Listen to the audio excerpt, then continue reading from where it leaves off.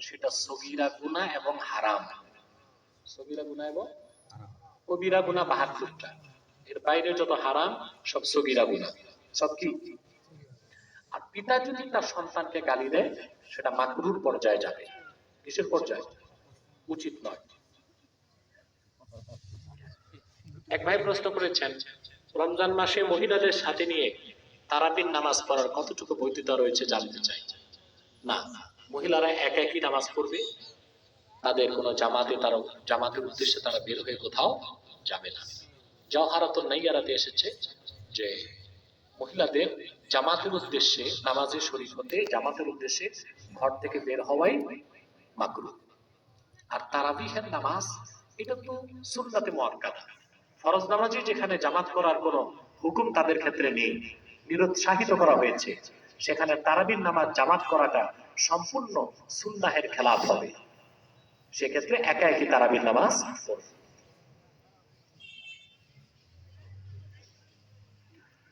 জামাতে নামাজ আদায়ের সময় কাতারে ফাঁকা রেখে দাঁড়ানো যাবে কিনা, এই যে করোনা পরিস্থিতিতে, এই তো এখন তো আপনারা ভ্যাকসিন টিকা সব নিচ্ছেন, এখন এই প্রশ্ন কেন? প্রথম কথা হচ্ছে শরীয়তের একটা হুকুম আছে যে আয-যারুরাতু তাতাকাদ্দারু বিকাদরি যারুরা, বিশেষ প্রয়োজনে বা মুহূর্তে শরীয়তের কোনো বিধান যদি হারাম হয় সেই ক্ষেত্রে যতটুকু প্রয়োজন সীমিত পরিসরে সীমিত সময়ের জন্য তা করার বৈধতা দেওয়া হয়, বুঝলেন? কিন্তু করোনা পরিস্থিতিতে আপনারা মার্কেটে গেছেন, ফাঁকে দাঁড়ান নাই, বাসে বসছেন, ফাঁকে বসেন নাই, খেলা দেখতে গেছেন, ফাঁকে দাঁড়ান নাই, যত স্বাস্থ্যবিধি মসজিদে, এগুলো তো ভণ্ডামি ছাড়া আর কিছু। সরকারি প্রাথমিক বিদ্যালয়ের জায়গায় মসজিদ নির্মাণ জায়েজ কিনা? কথা হচ্ছে মসজিদটা কি রকম মসজিদ? যদি জামে মসজিদ হয় জায়েজ হবে না। জামে মসজিদের জন্য আরজে মাওকুফা, ওয়াকফকৃত জায়গা শর্ত।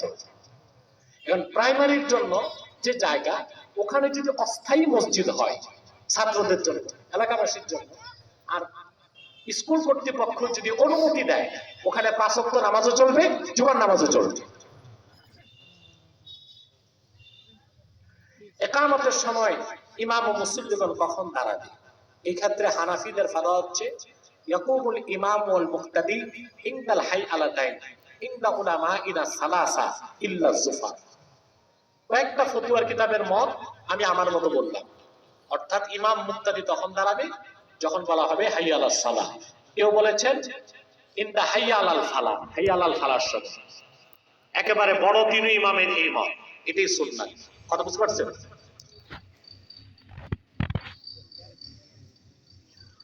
মিলাদ শরীফে কিয়ামের মধ্যে রাসূল করিম সাল্লাল্লাহু আলাইহি ওয়াসাল্লামের উদ্দেশ্যে সালাম দেওয়ার পাশাপাশি পীর বা তরিকতের ইমামদের সালাম দেওয়া যাবে কিনা?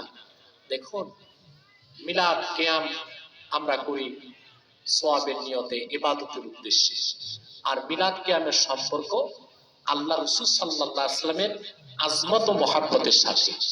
সেই মিলাদের কিয়ামে শুধু আল্লাহ ও তার রাসূল সাল্লাল্লাহু আলাইহি ওয়াসাল্লামের সম্মান বলাই উচিত, সাথে কোনো নিজের পীর বা তরিকার ইমামের নাম আনাটাও একটা বেয়াদবি। যদি আনতে হয় বা আনা হইতো, তাহলে তো আল্লাহ রাসূল সাল্লাল্লাহু আলাইহি ওয়াসাল্লামকে সালাম দেওয়ার পরে নিজের পীর বা তরিকার ইমামকে সালাম দেওয়ার আগে হযরত আবু বকর ওমরের নামটা আসা দরকার ছিল। ঠিক কি না? এই আদবটা আমাদের রক্ষা করা উচিত। হ্যাঁ, আপনি যখন ব্যক্তিগতভাবে দরুদ শরীফ পড়বেন, তখন তরিকতের ইমামদের উপর অনেকে বলেন আপনি দোয়া হিসেবে দরুদ পাঠাতে পারেন, এককভাবে না।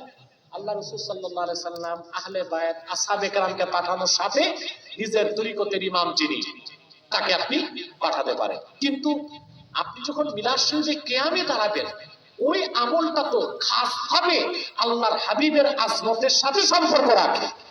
সেখানে যেখানে আমরা সাহাবায়ে কেরামের নাম আনি না সালামে, সেখানে পীর বা তরিকতের ইমামের নাম আসবে কেন? জুমার সানি আজান ইমামের সামনে নাকি দরজার বাহিরে? খুতবার আগের আজান যেটা, জুমায় কিন্তু 3টা আজান। কয়টা? এই যে জুমায় খুতবায় মিম্বরের সামনে যে এটা না, এটা জিজ্ঞেস করছেন না? এটা পরিষ্কার উমদাতুল কারি শারহু সাহিহুল বুখারী তৃতীয় খণ্ডে এসেছে। হযরত ওসমান রাদিয়াল্লাহু তাআলা আনহু ওনার উপস্থিতিতে মিম্বরের সামনে আযান দেওয়া হয়েছে। এই জন্য এটা ইজমায়ে সাহাবা হয়ে গেছে। কি হয়ে গেছে? কারণ হযরত ওসমানের সামনে তখন কিছু সাহাবী উপস্থিত ছিলেন, তারা কেউ হযরত ওসমানের কাছে বাধা দেন নাই। এই যে সুকুত, চুপ থাকার দ্বারা বাকি সাহাবীগণ হযরত ওসমানের এই কাজকে সমর্থন দিয়েছেন। এই জন্য মিম্বরের সামনেই খুতবার আযান হবে, এটাই সাহাবায়ে কেরামের যুগ থেকে চলে আসতেছে। অসুস্থ ব্যক্তির জামাতে নামাজ পড়ার হুকুম কি? আর আপনি কি রকম অসুস্থ আমি তো জানি না। যদি আপনি বেশি ক্লান্ত হন, বসে নামাজ পড়বেন। যদি হাঁটুতে সমস্যা হয়, সেজদা করতে না পারেন, পা ভাঙতে না পারেন, চেয়ারে বসে নামাজ পড়বেন। আর যদি বেশি অসুস্থ হন, হাত পা নড়াচড়াই করতে পারেন না, কিবলার দিকে দুই পা দিয়ে ইশারায় নামাজ পড়বেন।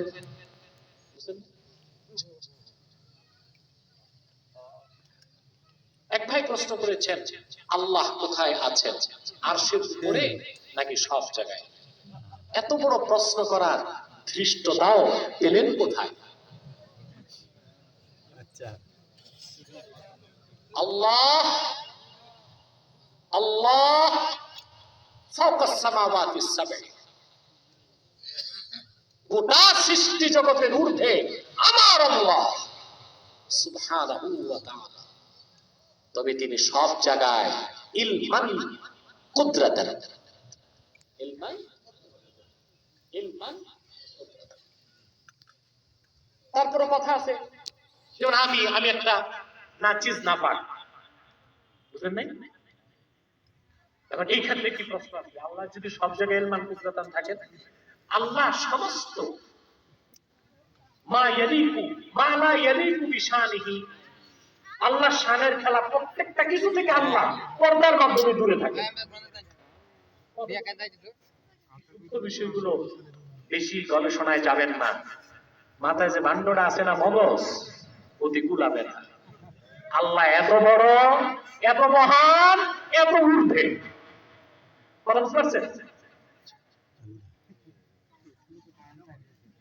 পীর সাহেব ইন্তেকালের পরে কবর পাকা করে লাল কাপড় পেঁচিয়ে ফুলের মালা দিয়ে সাজানো যায় কিনা? প্রথম কথা হচ্ছে, পীরের কবরে ফুল দেওয়া যায়, অথবা হিন্দিয়াতে আসছে, কিন্তু কবর পাকা করা যায় না। পরিষ্কার মুসলিমের হাদিস, সহিহ মুসলিম, নাহা রাসূলুল্লাহ সাল্লাল্লাহু আলাইহি ওয়াসাল্লাম আইয়ুজসিসাল কুবুর, কবর পাকাকে আল্লাহ রাসূল নিষেধ করেছেন। এজন্য কবর পাকা করা সুন্নতের খেলাফ, বিদআত। এটা কি? ওখানে আগরবাতি মোমবাতি জ্বালানো বিদআত। কবর তোয়াফ করা হারাম, আর কবরে সাজদা করা শিরকে আকবার। এভাবে কবরকে গরু ছাগল না ঢুকে দেওয়াল দিয়ে আপনি সংরক্ষণ করবেন, তাতে সমস্যা নাই। সেখানে ফুল গাছ লাগাবেন, তাতেও সমস্যা নাই। কিন্তু লাল শালু কেন বেচাবেন? যদি আল্লাহওয়ালা পীর সাহেবের কবরে পেঁচাইতেই হয়, তো দামি রং না লাগাইবেন, সবুজ আর সাদা। লাল কেন পেঁচাবেন? লাল তো এটা ভালো আলামত না, এটা তো রেড সিগন্যাল, এটা তো বিপদের বার্তা বহন করে। যদি বাবা লাগাইতেই হয়,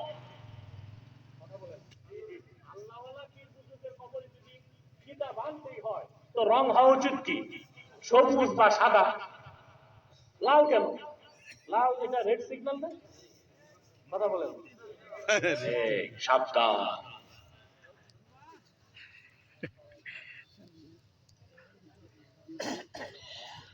মুহতারাম, বর্তমান সময় কিছু লোক বলে লম্বা টুপি পরিধান করা ব্যক্তিরা ওয়াহাবি।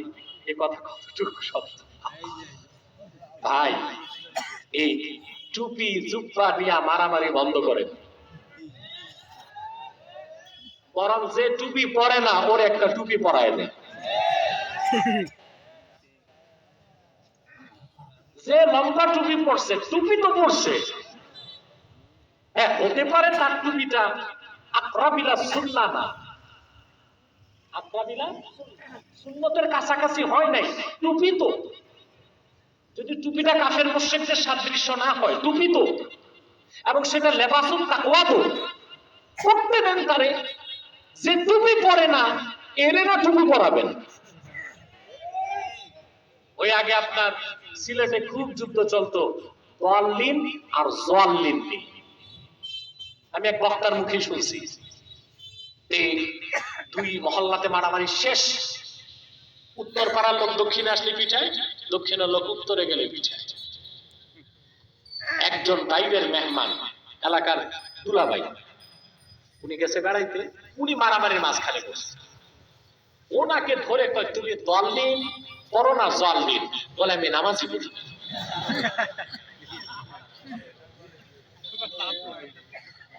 এখন টুপির কারণে আপনি কাউকে ওয়াহাবি বলবেন, এটা অবিচার। হ্যাঁ, আপনি বলতে পারেন ভাই এই টুপিটা সুন্নাত, এই টুপিটা আকরাবিলাস সুন্নাত, আপনারটা সুন্নতের কাছাকাছি না, এতটুকু বলতে পারেন। কিন্তু শুধু টুপির কারণে একজন মানুষকে আপনি ওয়াহাবি বানাই দিবেন, এটা আহলুস সুন্নাহ ওয়াল জামাত সমর্থন করে না।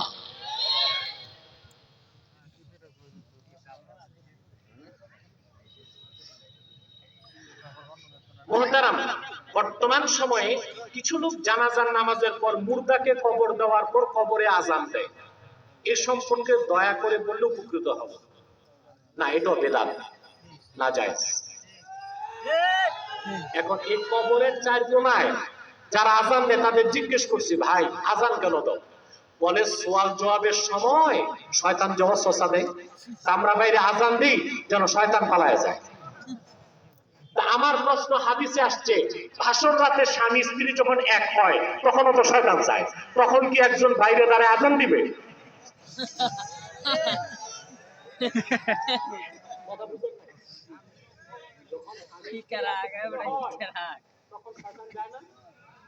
শুধু যায়, বুখারী শরীফ ফাতহুল বারীতে এসেছে শয়তান পুরুষের লজ্জা স্থানে লেপ্টায় থাকে, স্বামী যা করে সেও তা করে।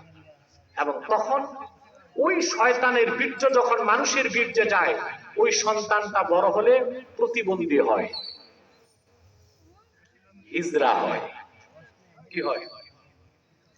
এখন কি সব জায়গায় শয়তান তাড়ানোর একই পদ্ধতি? সুন্নাহ থেকে নিতে হবে যে কিভাবে শয়তানকে কোথায় দূর করবেন। ভাত খাওয়ার সময় শয়তান আসে, তখন কি করবেন? একজন ভাত খাবে আরেকজন আজান দিবে, আপনাকে পড়তে হবে বিসমিল্লাহির রহমানির রহিম, শয়তান চলে যাবে। স্ত্রীর কাছে যাবেন, আজান দেওয়ার দরকার নাই, শয়তান কেমনে ভাগাবেন? একবার দোয়া করবেন, আল্লাহুম্মা জান্নিবনা মিনাশ শাইতান ওয়া জান্নিবিশ শাইতান মিম্মা রাযাকতানা, শয়তান চলে যাবে। কবরে কেন আজান দিবেন? কবরে শয়তান যেন ওয়াসওয়াসা না দেয় সোয়াল জবাবে, সেজন্য সুন্নাহ কি সেটা মানতে হবে। সেটা হচ্ছে তালকিন, তালকিন করতে হবে। দাফনের পর দাঁড়ায় বারবার পড়বেন রাদিতু বিল্লাহি রাব্বা ওয়া বিল ইসলামি দীনা ওয়া বি মুহাম্মাদিন সাল্লাল্লাহু আলাইহি ওয়াসাল্লাম রাসূলা।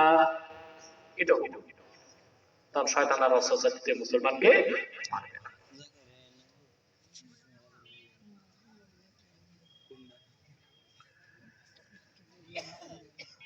এক ভাই প্রশ্ন করেছেন, বর্তমান সময়ে জশ্নে জুলুস এক শ্রেণীর লোক পালন করে, তারা রাস্তায় স্লোগান দেয় বিশ্ব নবীর আগমন, লাল গোলাপের শুভেচ্ছা, তারা অনেকে বাদ্যযন্ত্র বাজায়। দেখুন, জশ্নে জুলুস যেটা 12 রবিউল আউয়াল উপলক্ষে যে জুলুস বের হয়, এটা আরব বিশ্বের অনেক দেশেও বের হয়, কিন্তু এই জুলুসটা হতে হবে বিদআত মুক্ত, সেখানে গান বাদ্য বাজতে পারবে না। আপনারা অবাক হবেন, গত বছর বা এর আগের বছর তুরস্কের প্রেসিডেন্ট এরদোগান নিজে মিলাদুন নবী সাল্লাল্লাহু আলাইহি ওয়াসাল্লাম উপলক্ষে জুলুসে বের হয়েছেন, তিনি প্রথম নেতৃত্ব দিয়েছেন। কিন্তু আমাদের দেশে যারা জুলুস বের করে তার একটা বেয়াদবি করে, যিনি জুলুসে নেতৃত্ব দেন তিনি ট্রাকের উপর বসেন, তারপর তাকে অনেক মালা দিয়ে সাজানো হয়। বেটা, তুমি যদি আল্লাহ রাসূল মুহাম্মদ সাল্লাল্লাহু আলাইহি ওয়াসাল্লামের আজমত ও মুহাব্বতের কথা খেয়াল করে 12 রবিউল আউয়ালের সম্মানে জুলুস করো, তো তুমি কেন ট্রাকে বসেছো? তোমাকেও তো হাঁটা উচিত জনগণের সাথে। হ্যাঁ, আপনি বেদাত মুক্ত অবস্থায় জুলুস করতে পারবেন, আরব বিশ্বে যেভাবে জুলুস হয়। আমরা যদিও জুলুস করি না, কিন্তু আলহামদুলিল্লাহ আমরা আমাদের আব্বাসী মঞ্জিল জোনপুর দরবার শরীফের বাৎসরিক মাহফিলটাই হলো 12 রবিউল আউয়াল ঈদে মিলাদুন নবী সাল্লাল্লাহু আলাইহি সাল্লাম উপলক্ষেই আমাদের বার্ষিক মাহফিল হয় আলহামদুলিল্লাহ। আপনি 12 রবিউল আউয়াল জুলুস নাম না দিয়ে রেলি নামে বের করতে পারেন। কি নামে? রেলি নামে। কিন্তু সেই জুলুসে শুধুমাত্র পড়তে হবে হামদনাথ জিকির ফিকির, সেখানে পীরের স্লোগান চলবে না, বাদ্যযন্ত্র চলবে না। তাইলে আপনি যদি জুলুস করেন তাহলে কোনো সমস্যা নাই, এটা সওয়াবের অধিকারী হতে পারবে। জুলুস সম্পর্কে আরেকটা প্রশ্ন, জমি বন্ধক দিয়ে টাকা নেওয়া যায় কিনা? জমি বন্ধকটা বলতে কি বুঝেন? যেটা রেহেন,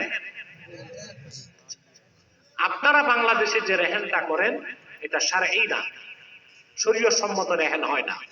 আমাদের দেশে কি রকম হয়, যেমন আপনার এক বিঘা জায়গা, আপনার 1 বিঘা জায়গা, সভাপতি সাহেব 50,000 টাকা দিন, ঠিক কিনা? সভাপতি সাহেব 50,000 টাকা আপনাকে দিল ঋণ, আর তিনি আপনার 1 বিঘা জায়গাটা নিলেন, এতটুকু রেহেন যায়। কিন্তু দেখা যায় 2 বছর পর তিনি টাকাটা 50,000 পুরাই ফেরত নিলেন, কিন্তু 2 বছর তিনি চাষাবাদ করে ভোগ করছেন, এটা সুদ এবং হারাম। এইরকম রেহেন জায়েজ। হ্যাঁ, এখানে আবার দ্বিতীয় চুক্তি হতে হবে, কেরায়া। অর্থাৎ সভাপতি সাহেব এইভাবে চুক্তি করবেন যে ভাই তুমি 50,000 রাখো, তোমার জমিটা তো খালি থাকবে, 2 মাস 2 বছর আমি চাষাবাদ করব, কিছু তোমাকে ভাড়া বাবদ টাকা দিয়ে দিব। যদি লোকটা বলে ঠিক আছে ভাড়া বাবদ কিছু দিয়ে বা কিছু কাইটা রেখে, তাহলে যায়। আপনারা বুঝতে পারছেন কথাটা?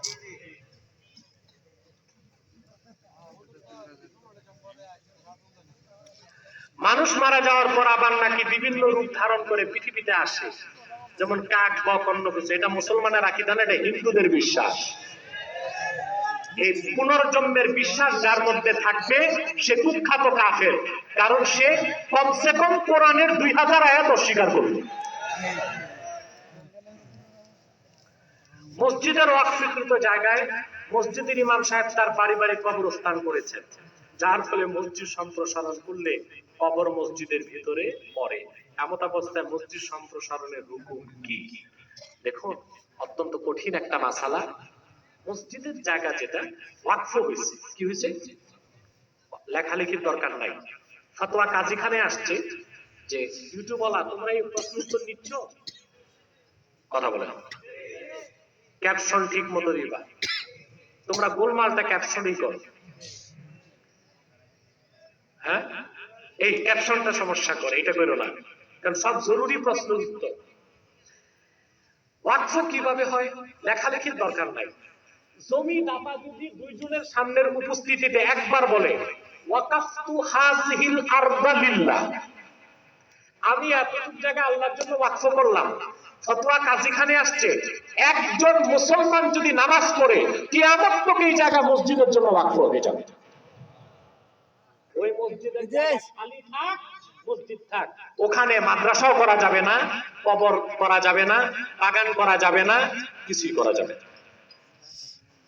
ফতোয়া স্বামীতে আসছে ওয়ালা ইয়াখরুজুল মাসজিদু আনিল মাসজিদিয়াতি আবাদা, আর মসজিদ একবার মসজিদ হয়ে গেলে কিয়ামত পর্যন্ত এটা মসজিদের হুকুম থেকে বের হয় না। এখন যে মসজিদের পাশে ওয়াকফকৃত জায়গায় ইমাম সাহেবের কবর হয়ে গেছে, মসজিদ সম্প্রসারণের স্বার্থে এই কবর অন্যত্র সরানো জায়েজ। অন্তত 10 গজ নিচ থেকে মসজিদের পাশে যে ইমামের কবর তা সরিয়ে অন্য কবরস্থানে দাফন করে দিবেন, তারপর ওই জায়গায় মসজিদ সম্প্রসারণ করতে পারবেন।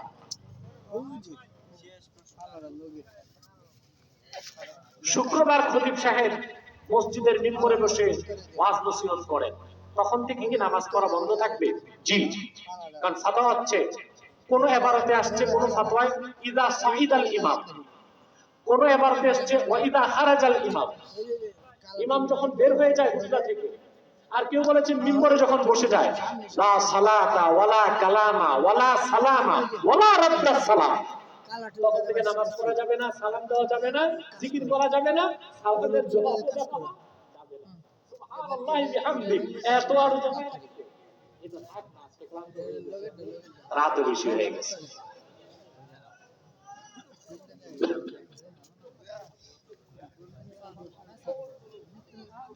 আচ্ছা আচ্ছা আচ্ছা, আমি এক কথা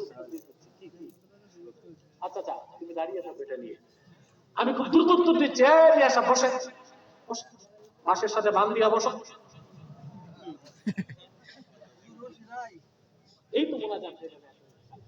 এক ভাই প্রশ্ন করেছেন, আব্দুল আউয়াল কোথায়? হাসরের ময়দান যখন মানুষকে উঠানো হবে, তখন আল্লাহ পাক ওই ব্যক্তিকে কি নামে ডাকবেন? তার নিজের নাম ধরে রাখবেন, নাকি তার নামের সাথে তার বাবার নাম দিবেন, নাকি মায়ের নাম? এই বিষয়ে কোরআন সুন্নাহ কি বলে? মায়ের নাম দিয়ে ডাকবেন, এই ব্যাপারে রাওয়ায়াত বেশি। আমার একটি বিষয় জানার ছিল, আমার প্রথম স্ত্রী মারা গেছে, আমি তার মোহরান টাকা পরিশোধ করতে পারিনি। অবশ্যই বিষয় নিয়ে স্ত্রীর সাথে মাঝে মধ্যে আলাপ করতাম, তখন স্ত্রী বলতো মোহরানার টাকা দেওয়া লাগবে না, আমি চাই না, কিন্তু আমার দৃঢ় প্রত্যয় ছিল তার মোহরানার টাকা পরিশোধ করে দিব। স্ত্রী যদি মাফ করে থাকে তাহলে মাফ, তবে উত্তম হচ্ছে মোহরানার টাকাটা দিয়ে কিছু সদকায়ে জারিয়া করে সওয়াবটা স্ত্রীকে ইসালে সওয়াব করে দিবে।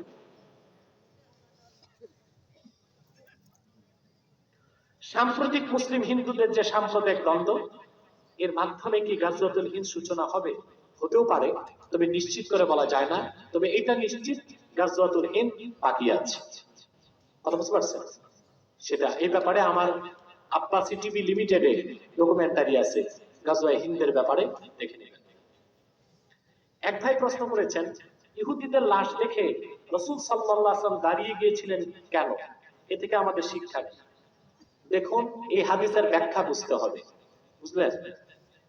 ইহুদির লাশ দেখে রাসূল করিম সাল্লাল্লাহু আলাইহি ওয়াসাল্লাম দাঁড়াতে বলেছেন, দাঁড়িয়েছেন, দাঁড়াতে বলেছেন কেন? এটার ব্যাখ্যা বুঝতে হবে। বুখারী শরীফ কিতাবুল জানায়েজে হাদিসটা আছে। সাহাবী বলেন, একদিন একটা লাশ মদিনা মুনাওয়ারাতে, একটা লাশ গেল, ইহুদির লাশ। রাসূল করিম সাল্লাল্লাহু আলাইহি ওয়াসাল্লাম দাঁড়িয়ে গেলেন, আমরাও দাঁড়িয়ে গেলাম। তারপর আল্লাহ রাসূল বললেন, ইযা রাআইতুমুল জানাযাতা ফাকুমু, যখন তোমরা দেখবা কোন জানাজা যায়, লাশ যায়, দাঁড়িয়ে যাবা। প্রশ্ন হলো কেন? কেন দাঁড়িয়েছেন, সাহাবায়ে কেরামকে দাঁড়াতে বলেছেন? তিনটা কারণ হাদিসে এসেছে। কয়টা? এক, ইহুদির লাশ দেখে দাঁড়ানো হয় নাই, দাঁড়াতে বলা হয় নাই, বরং ইহুদির লাশের সাথে যে ফেরেশতারা ছিল তাদের আজমতের কারণে দাঁড়াতে বলা হয়েছে। দুই নাম্বার হচ্ছে, কোন মানুষ যখন আপনি যখন কারো লাশ দেখতেন যাচ্ছে, তখন আপনার নিজের মৃত্যুর কথা মনে হবে, এই যে মৃত্যুর কথা স্মরণ করে দাঁড়িয়ে যেতে বলা হয়েছে। তিন নাম্বার হচ্ছে, সাহাবায়ে কেরাম বসেছিলেন, ইহুদির লাশ ছিল উপরে, তো সাহাবায়ে কেরাম বসে থাকলে তাদের মাথার উপরে ইহুদির লাশ থাকে, সেই জন্য আল্লাহ রাসূল সাল্লাল্লাহু আলাইহি ওয়াসাল্লাম দাঁড়িয়ে গিয়েছেন, সাহাবায়ে কেরামকে দাঁড়িয়ে যেতে বলেছেন, যেন মুসলমানের মাথার উপর দিয়ে ইহুদির লাশ না যায়, যেন মুসলমানের মাথা বরাবর দূর দিয়েও, মুসলমানের মাথা যেই বরাবর সেই বরাবরই ইহুদির লাশ না যায়, সেজন্য দাঁড়াতে বলা হয়েছে। কারণ হাদিসের ব্যাখ্যা না করে মৌলভী সাহেব একটা বুখারী শরীফ থেকে হাদিস একটা বলে দিল, তাতে তো দেখা যায় মানুষের ঈমান আরো দুর্বল হবে। আল্লাহ আমাদেরকে হেফাজত করুন। এক ভাই প্রশ্ন করেছেন, যদি কোনো মেয়ে জেনায় লিপ্ত হয়ে যায়, জেনা থেকে সরে আসতে চায় কিন্তু পারে না, পরিবারের সবাই জানে তাদের মেয়ে জেনায় লিপ্ত আছে, যেন কিছু বলছে না, বিয়ে হচ্ছে না, মেয়েটা যদি জেনা থেকে মুক্ত হওয়ার জন্য বিয়ে করে নেয়, তাহলে কি বিয়ে বাতিল হবে? বাতিল হবে না। মেয়ে যদি বালেগা হয় আর শরীয়ত সম্মত ভাবে দুইজন সাক্ষীর উপস্থিতিতে সে যদি কেউ তার বিয়েটা পড়ায় দেয়, স্বামী স্ত্রী সম্মত থাকে, এই বিয়ে জায়েজ। একজন পুরুষ যদি চায় ঘর বাড়ি ছেড়ে আল্লাহ রাস্তায় নেমে যাবে, তাহলে সে যেতে পারে, কিন্তু একটা মহিলা যদি চায় আল্লাহ রাস্তায় নামবে, সেটা কি তার পক্ষে সম্ভব? না। একজন পুরুষের পক্ষ ঘর বাড়ি ছেড়ে আল্লাহ রাস্তায় বের হওয়া ইসলামে জায়েজ নাই, কারণ এই ইসলামে বৈরাগ্যতা নাই। হাদিসে এসেছে লা রাহবানিয়াতা ফিল ইসলাম, ইসলামে বৈরাগ্যতা নাই। তাহলে কি করতে হবে? আপনাকে আল্লাহর দ্বীনের কাজও করতে হবে, নিজের কাজও করতে হবে, সংসারও দেখতে হবে। হাদিসের মধ্যে এসেছে বুখারীতে, ফাতি কুল্লাযী হাক্কিন হাক্কাহ, প্রত্যেক হকদারকে তার হক আদায় করে দাও। আল্লাহর হক আদায় করতে হবে, দ্বীনের হক আদায় করতে হবে, নিজের হক আদায় করতে হবে, স্ত্রীর হক আদায় করতে হবে, সমাজের হক আদায় করতে হবে, রাষ্ট্রের হক আদায় করতে হবে। সব হক বাদ দিয়া শুধু দ্বীনের কাজে বের হবেন, এটা সুন্নত বিরোধী কাজ। আমরা গাড়িতে কোরআন তেলাওয়াত শুনি, গাড়ির স্পিকার পায়ের সামনে দরজায় ফিট করা থাকে। সব প্রাইভেট কারগুলোতে এমন সিস্টেম, পায়ের সামনে স্পিকার, এবং স্পিকারে কোরআন তেলাওয়াত, এটার মাসালা কি? এটা তাকওয়ার খেলাফ এবং গুনাহ হবে। কারণ আপনি স্পিকারটা পায়ের কাছে থাকবে, কোরআন তেলাওয়াতের আওয়াজ ওখান থেকে শুনবেন, এটা নাজায়েজ কাজ। তানবিহুল গাফিলিনে আবুল্লাহ সামারকান্দি রাহমাতুল্লাহ লিখেছেন, এক ব্যক্তির হাতে হযরত ওমর খুব ছোট আকৃতির কোরআন শরীফ দেখে তাকে দৌড়া মারছেন। হযরত ওমর বললেন যে কোরআন কারীমের আকৃতি এত ছোট হতে পারে না যাতে কোরআনের আজমাত কমে যায়। অতএব পায়ের কাছে স্পিকার থাকলে সেখানে কোরআন তেলাওয়াত শোনাটা আদবের খেলাফ, এটা বেয়াদবি হবে।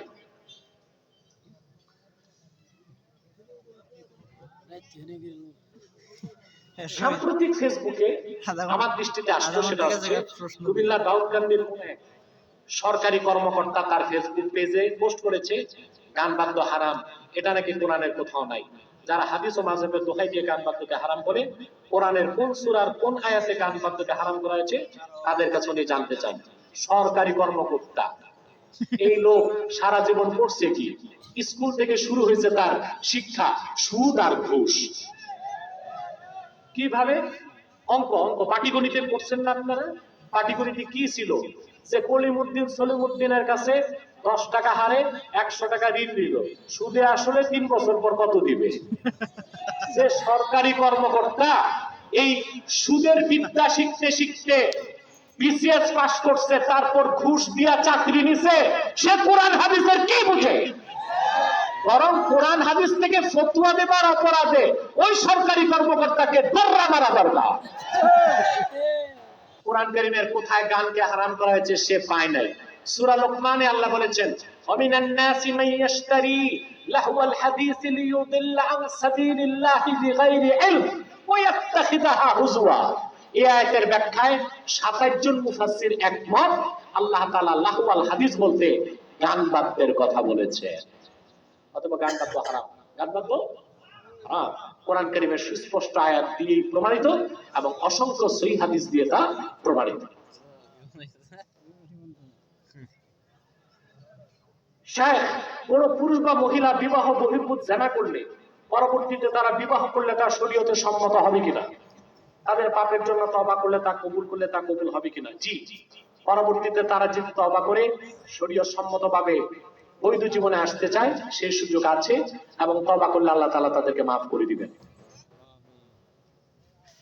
কোন মহিলা তার প্রথম স্বামী হতে তালাক ছাড়া অন্য কোন পুরুষের সাথে বিবাহ করতে পারবে কিনা? এটা বিয়েই হবে না, সারা জীবন জিনা হবে। প্রথম স্বামী তালাক দেওয়ার পর ইদ্যত পালন হবে, ইদ্যত পালনের পর অন্য স্বামীর সংসারে সে বিয়ে বসতে পারে।